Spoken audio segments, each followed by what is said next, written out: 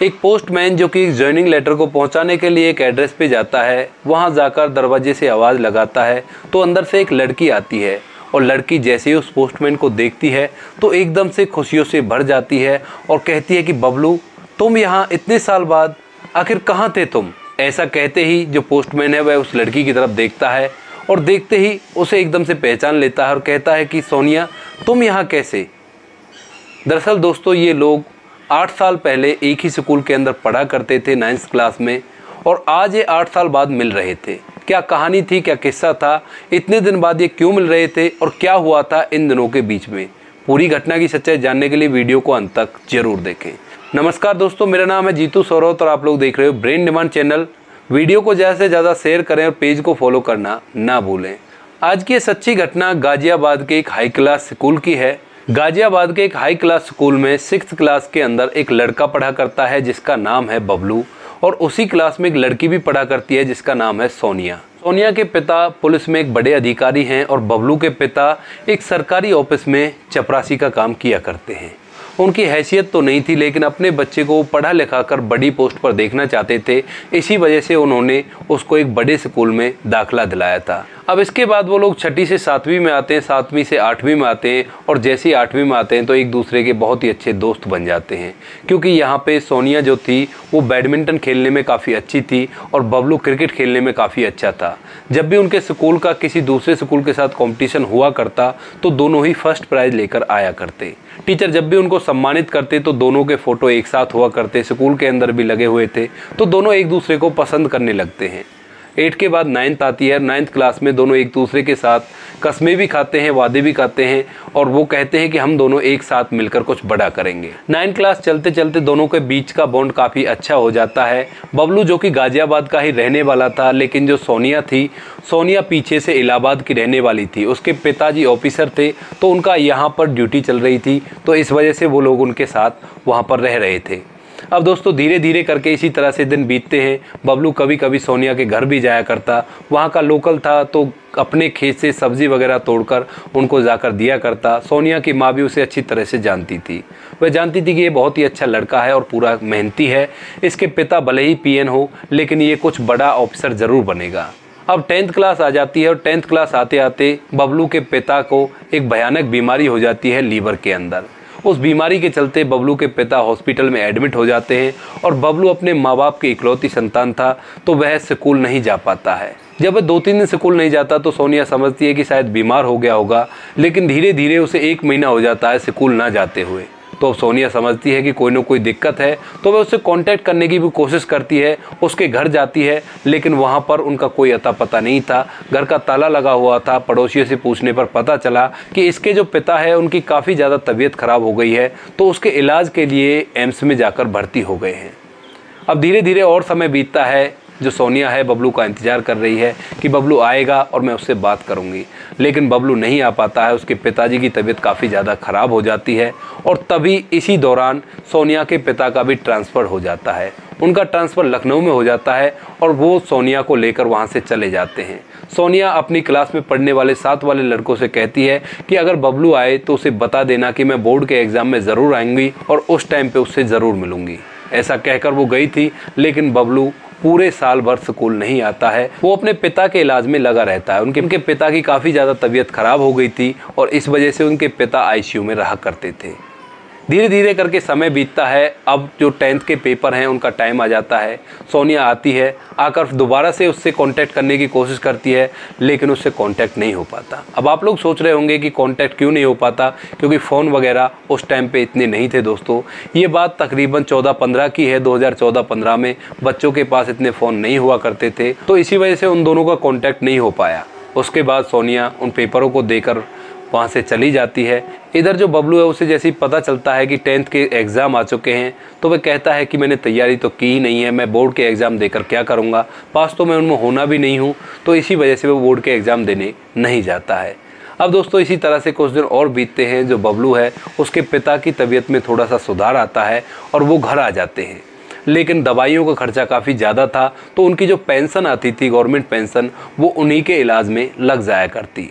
अब घर के अंदर इकलौता बेटा था जो बबलू था, वह अपनी मेहनत मजदूरी करके घर का भरण पोषण किया करता, ऑटो रिक्शा चलाया करता, जैसी भी मजदूरी उसे मिल जाया करती उस सभी को किया करता और घर के भरण पोषण के साथ साथ वह अपनी पढ़ाई को भी जारी रखता है प्राइवेट से, यानी कि डिस्टेंस एजुकेशन से वो 10th करता है, 12th करता है और 12th के बाद BA में एडमिशन ले लेता है। इसके बाद बबलू को लगता है कि सरकारी ड्यूटी ज़रूर होनी चाहिए, अगर सरकारी नौकरी है तो पिताजी की दवाइयों का खर्चा हम उठा पा रहे हैं, अगर ये नहीं होता तो पिताजी की हालत बहुत ज़्यादा ख़राब हो जाती। इस चीज़ को सोचकर जो बबलू है वो सरकारी टेस्ट के लिए तैयारी करता है, वो लोग उसका ट्रांसफ़र इलाहाबाद के अंदर कर देते हैं। अब इसके बाद जो बबलू है वो अपनी ड्यूटी को करता है और इसी तरह से ड्यूटी करते हुए एक दिन उसके पास एक ज्वाइनिंग लेटर आता है।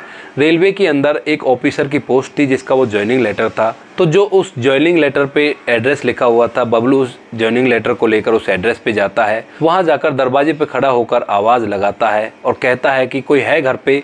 तो एक छोटा सा बच्चा बाहर आता है, कहता है कि जी कहिए क्या बात है। तो वह उस लड़के से कहता है कि बेटा एक लेटर आया है, अगर घर में कोई बड़ा हो तो उसे भेजिए। इसके बाद वह लड़का अंदर जाता है और अपनी दीदी से कहता है कि दीदी बाहर पोस्टमैन आया है, कोई लेटर लेकर आया, बोल रहा है किसी बड़े को भेजिए। तो उसकी दीदी घर से बाहर आती है पोस्टमैन के पास और जैसे ही आकर पोस्टमैन को देखती है तो एकदम हक्की बक्की सी रह जाती है।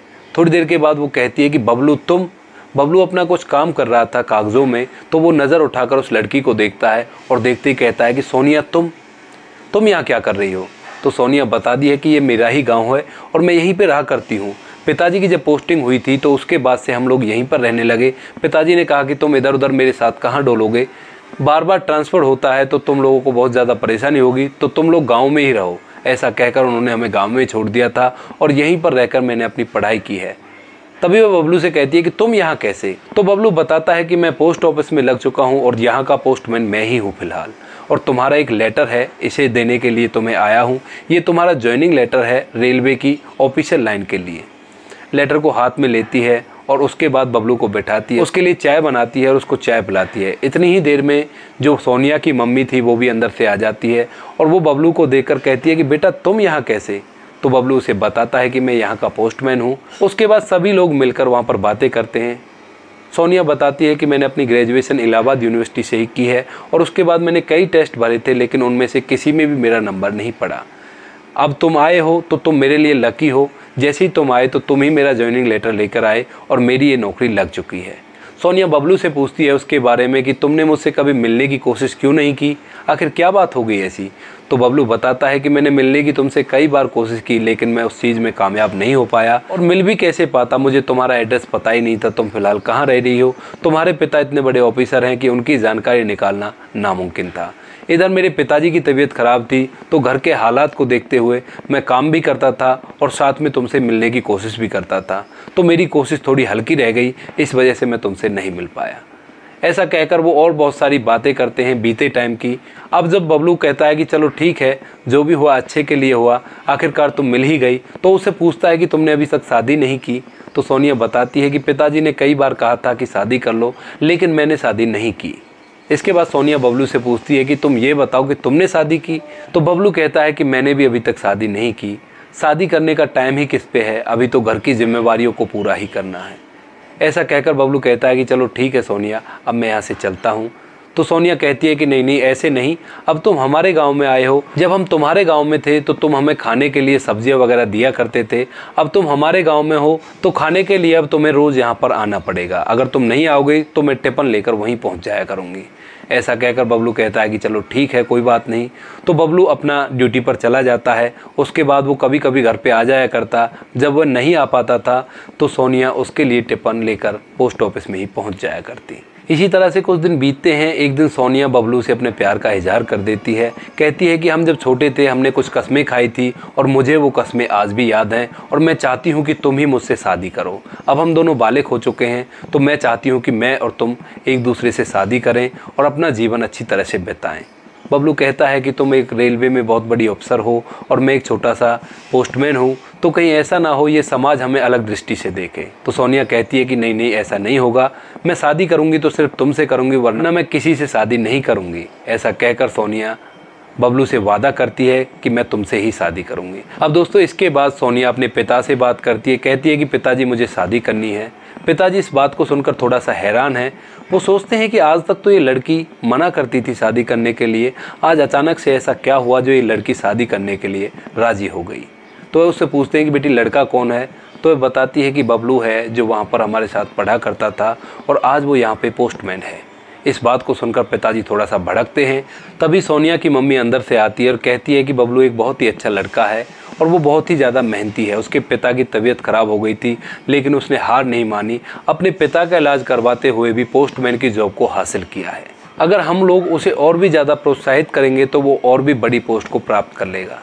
इस बात को सुनकर सोनिया का पिता कहता है कि रेपुटेशन का क्या होगा, ये रेलवे में ऑफिसर है और वो एक पोस्टमैन है मामूली सा, तो समाज वाले क्या कहेंगे। मैं इस शादी को बिल्कुल नहीं होने दूंगा। इसके बाद सोनिया कहती है कि पिताजी अगर मुझे शादी करनी है तो मैं बबलू से करूंगी, वरना मैं किसी से भी शादी नहीं करूंगी। और अगर आप ये समझ रहे हो कि मैं भाग जाऊंगी बबलू के साथ, तो इस बात को अपने दिमाग से निकाल देना। मैं ज़िंदगी भर आपके पास ही यहीं पर बैठी रहूँगी, लेकिन मैं और किसी से भी शादी नहीं करूँगी। इस बात को सुनकर जो सोनिया का पिता है वो भी टूट जाता है और बच्चे की ज़िद के आगे वो हार मान लेता है। वो कहता है कि ठीक है बेटी, जैसी तुम्हारी इच्छा वैसा ही करेंगे। अब इसके बाद सोनिया की पोस्टिंग गाज़ियाबाद के अंदर हो जाती है। रेलवे में ही वो वहाँ पर रहकर ड्यूटी करने लगती है। कुछ दिनों बाद जो बबलू है वो भी अपनी पोस्टिंग गाज़ियाबाद के अंदर ही करा लेता है, अपने पिता के डॉक्यूमेंट्स लगा के कि भाई पिता की तबीयत ख़राब है और मुझे पोस्टिंग मेरे घर के पास ही दी जाए। तो बबलू और सोनिया दोनों वहीं पर ड्यूटी करते हैं और इसके बाद वो दोनों एक दूसरे से शादी कर लेते हैं। शादी हो जाती है बड़ी धूमधाम से, दोनों के घर वाले भी एग्री थे। शादी होने के बाद सोनिया बबलू के पास आती है, दुल्हन बनकर उसके घर में रहती है और उसका सहयोग करती है हर काम में। बड़ी अच्छी तरह से परिवार हंसी खुशी एक साथ रहा करता है। उन दोनों ने अलग अलग मन्नत भी मांगी थी। बबलू ने तो उज्जैन जाने की मन्नत मांगी थी और सोनिया ने वैष्णो देवी जाने की मन्नत मांगी थी। तो सोनिया और बबलू दोनों एक एक करके दोनों जगह पर जाते हैं। पहले वो उज्जैन जाते हैं और उसके बाद वैष्णो देवी जाके मन्नत को पूरा करते हैं। तो दोस्तों ये थी कहानी जहाँ पे बचपन का प्यार बिछड़ने के बाद दोबारा से मिला। उनके जीवन में इतनी कठिनाइयाँ आई, एक बार तो लगा कि ये कभी मिल ही नहीं पाएंगे। उन दोनों ने भी अपनी आस छोड़ दी थी, लेकिन डेस्टिनी ऐसी चीज़ होती है। वो किसी मूवी का एक डायलॉग है ना, अगर आप किसी चीज़ को दिल से चाहो तो पूरी कायनात उसे आपसे मिलाने की कोशिश करती है। तो वो चीज़ यहाँ पे प्रूफ होती हुई दिखाई दे रही है। तो ये थी आज की कहानी। आप लोगों को जो भी कहना हो कमेंट सेक्शन में लिख सकते हैं। बाकी दोस्तों वीडियो अच्छी लगे तो वीडियो को लाइक और शेयर जरूर करें। और हाँ, इन कहानियों को सुनाने का उद्देश्य आपको परेशान करना बिल्कुल भी नहीं है। ये केवल समाज की कुछ ऐसी घटनाएं हैं जिनसे हमें बहुत कुछ सीखने को मिला है।